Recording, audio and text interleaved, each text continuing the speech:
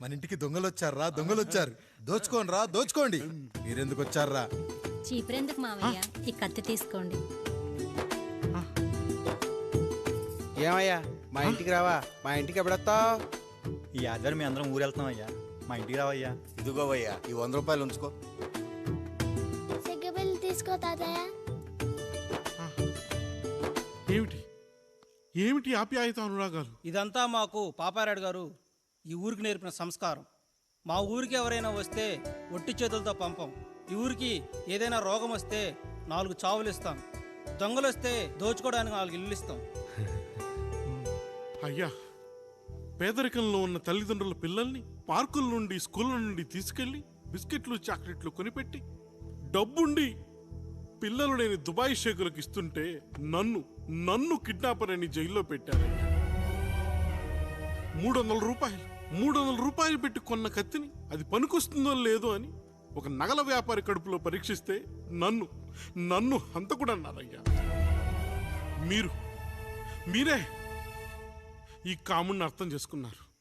నేను మీ ఊర్లోనే ఉండిపోతానయ్యా, మీ ఊర్లోనే ఉండిపోతాను. సరే కాముడు, సరే. కుమ్మరోళ్ళున్నారు, కమ్మరోళ్ళున్నారు, కంచరోళ్ళున్నారు, కాశోళ్ళున్నారు. ఇక్కడ కంసాలున్నారు, పద్మశాలున్నారు, ఆచార్యులున్నారు, పూజారులున్నారు. రెడ్డి, నాయుడు, చౌదరి, దళితులు కూడా ఉన్నారు. హిందువులు, ముస్లింలు, క్రిస్టియన్స్ కూడా ఉన్నారు. కానీ ఒక దొంగ మాత్రం లేడు. ఈ రోజు నుంచి నిన్ను దొంగగా నియమిస్తున్నాను. ఈ ఊళ్ళో 4 ఇళ్ళు దొంగతనాలు చేసుకొని హాయిగా ఉండండి రా, హాయిగా ఉండండి. అయ్యా, మీ కుటుంబం అనే కొబ్బరి మట్టలో నేను ఒక ఆకునవుతాను. అయ్యా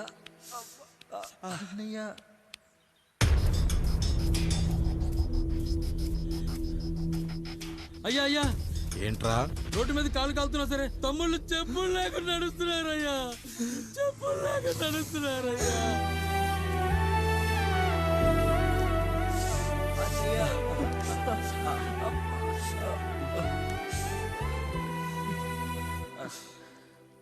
చెప్పులు లేకుండా నడుస్తుంటే కాళ్ళు కాలుతున్నాయట్రా.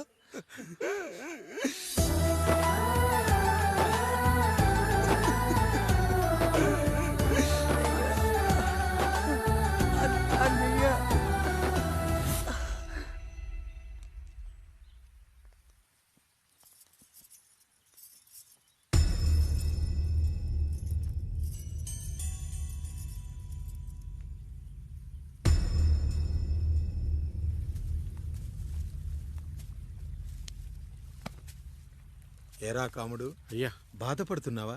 పెళ్ళేమైనా చేయమంటావా? వద్దులేండి అయ్యా, నాకిది ఉందిగా చాలు. దీంతో నేను ఎలాగోలా సరిపెట్టుకుంటాను. దీనితో పాటు జీవితంలో నీకు ఓ తోడు కావాలి.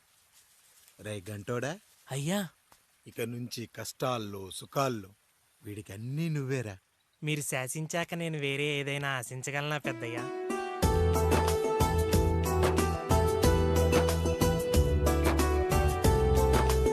నీ గురించి కాదురా, మీ అక్కది చాలా గొప్ప మంచి మనసుని విన్నాను. ఈ కాముడికి ఆ రాముడి గుళ్ళో పెళ్లి చెయ్యి. అయ్యా, దాన్ని పెళ్లి చేసుకుంటే దాని భర్త చనిపోతాడని జాతకంలో ఉందయ్యా. మీరంతా కలకాలం ఉంటారంట్రా. వీడు పోతే నేను లేనా, చూసుకోలేనా? నువ్వు పెళ్లి చెయ్యి, పెళ్లి చేయరా.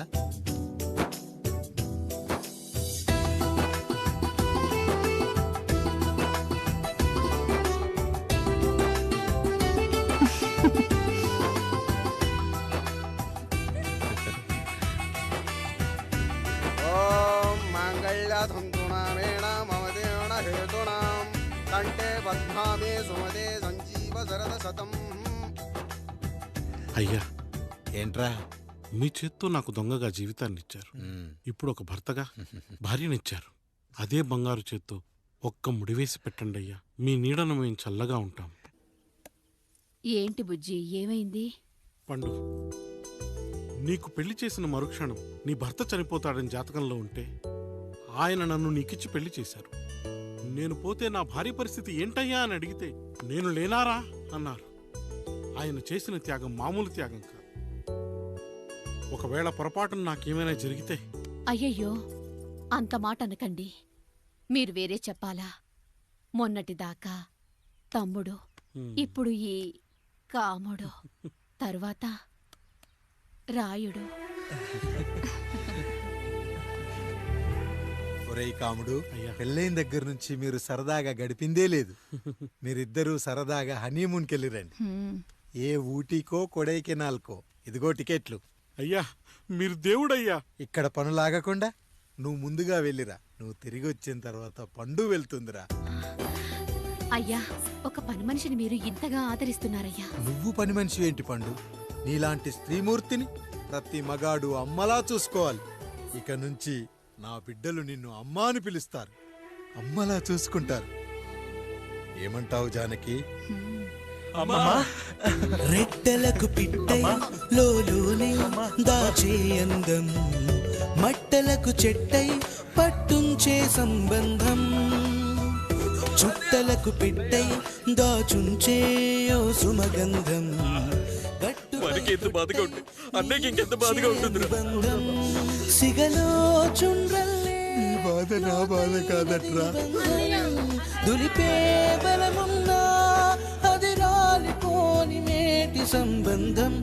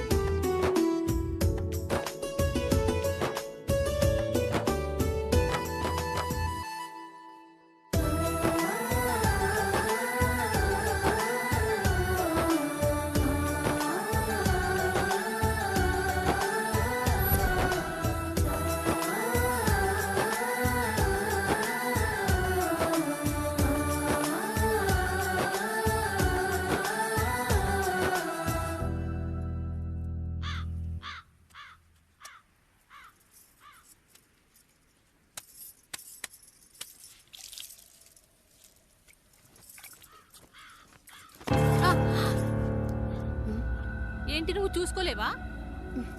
అయ్యో చూసుకోలేదండి, ఈసారి ఖచ్చితంగా చూసుకొని గుర్తాను. మీరు వెళ్ళండి.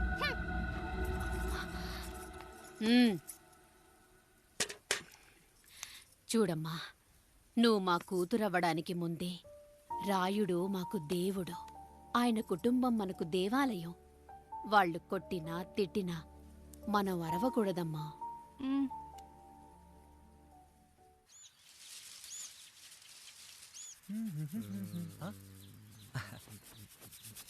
ఏంట్రా మిట్ట మధ్యన కసికసిగా పళ్ళుతో ఎత్తున్నావేంటి? మీకేంట్రా పెళ్ళిళ్ళయ్యాయి? పెళ్ళి ఎవరు? కానీ కానీ కానీ హే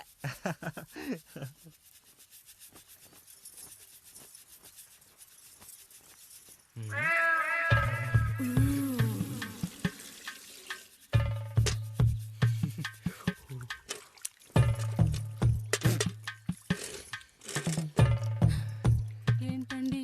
నీళ్ళు కావాలి.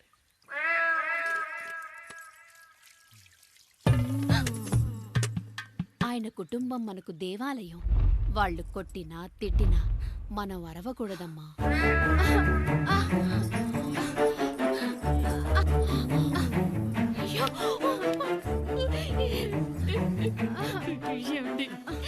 ఏదో ఒకటి చెయ్యండి మీరు.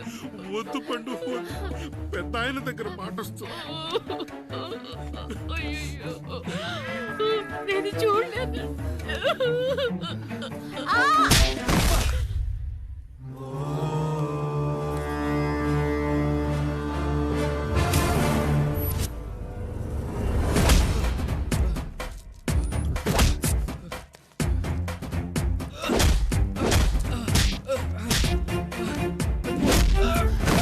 అయ్యో అనియా అనియా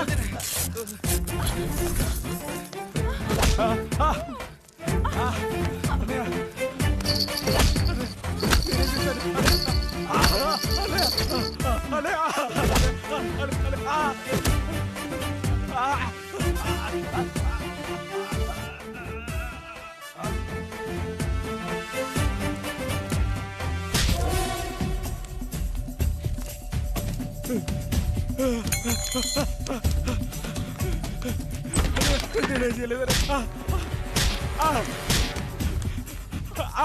అన్నయ్య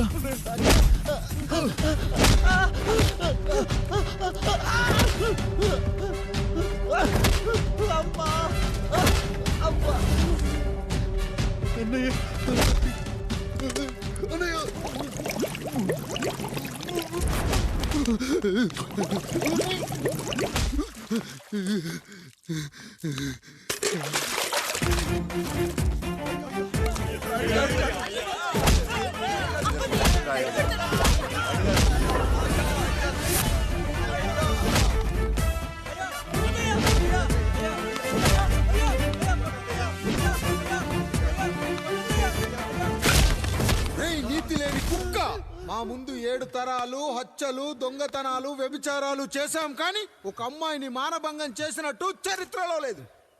ఈ వంశంలో మొట్టమొదటిసారి ఎవ్వరూ చేయని పని నువ్వు చేసి గొప్పోడివైపోతే మేమంతా చూస్తూ ఊరుకుంటామనుకున్నావా? రేపు పొద్దున వీడిని పంచాయతీకి పిలిచి ఈ రాయుడు తీర్పిచ్చేంత వరకు లక్ష్మి వాడిని ఇంట్లో కూడా రానివ్వకు.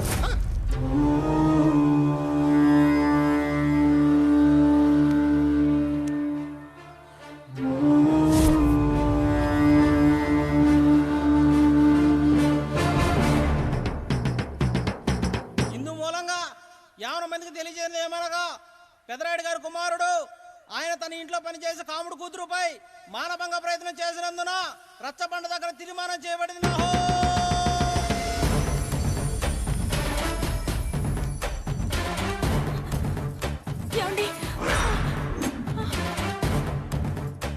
అన్నయ్య అన్నయ్య తమ్ముడు ఏదో తెలియక తప్పు చేశాడని మన కుటుంబ గౌరవం నీ చేతిలో ఉంది. దయచేసి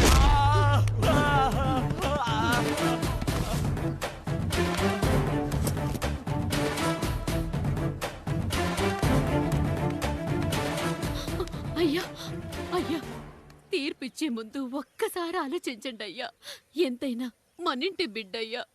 అవునయ్యా, అన్యాయం జరిగింది మా బిడ్డకి. చిన్నబాబు ఏదో చిన్న తప్పు చేశాడని. మనుషుల్లో 2 రకాలు. ఒకడు రోడ్డు మీద వెళ్తూ పొరపాటున పేడను తొక్కింది పేడ అని తెలుసుకొని నీటుగా వెళ్లి కడుక్కుంటాడు, వాడు ఉత్తముడు. ఇంకొకడు అదే పేడను తొక్కి రోడంతా బరబరా గీసి పరిసరాలను అపవిత్రం చేసి అప్పుడెళ్ళి కడుక్కుంటాడు. అలాంటి నీచుడు నా కొడుకు. నేను 3వ రకం. తొక్కింది పేడ అని తెలిసి కూడా దాని వేలుతో తీసుకొని ముక్కుతో వాసన చూసి ఆ దుర్వాసన భరించి కడగాల్సింది చెప్పు కాదు, కడగాల్సింది పేడ అని తీర్పిచ్చేవాడే ఈ రాయుడు.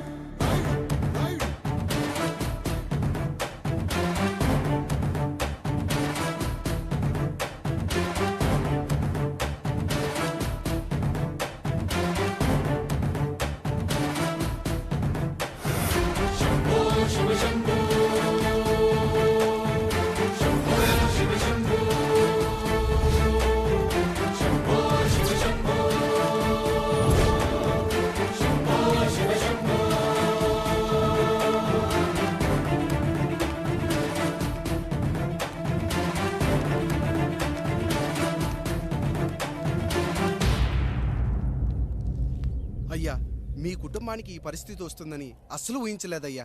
పచ్చటి పుచ్చకాయలో పుచ్చుంటుందేమో గాని పచ్చని మీ సంసారంలో ఇలా మీ తమ్ముడు గారు. కొన్ని తరాలుగా మా వంశం ఈ ఊరిని పరిపాలిస్తుంది. మా వంశానికి స్త్రీలంటే ఎంత గౌరవమో తెలుసా? ఆడవాళ్ళు వంటింటి కుందేళ్లు కాకూడదని మా ముత్తాత గారు పెళ్లి కూడా చేసుకోలేదు. మా తండ్రి గారు పాపారాయుడు ఎవడో ఒకడు ఒక స్త్రీని మోసం చేసి కడుపు చేస్తే ఆ కథ విని ఆ పుట్టిన పిల్లాన్ని ఆ మోసగాడికి ఇచ్చేసి ఆమెను పెళ్లి చేసుకుని ఆమెకు కొత్త జీవితాన్ని ఇచ్చాడు. నేను కూడా నా వంతు సహాయంగా కొంతమంది స్త్రీమూర్తులను పెళ్లి చేసుకుని వాళ్లకు జీవితాన్ని ఇవ్వాలనుకున్నా. అలాంటిది నా వంశంలో ఇలాంటి చీడ పురుగు పుట్టాడు. నా తమ్ముళ్లాంటి కాముడు మా పనోడు వాడి కూతురుపై అత్యాచారం చేయబోయాడు. ఒక్కసారి నీ చెప్పేది వినండి. నీచుడా, ఈ రాయుడిచ్చే తీర్పును ఆపే శక్తి ఎవరికీ లేదు.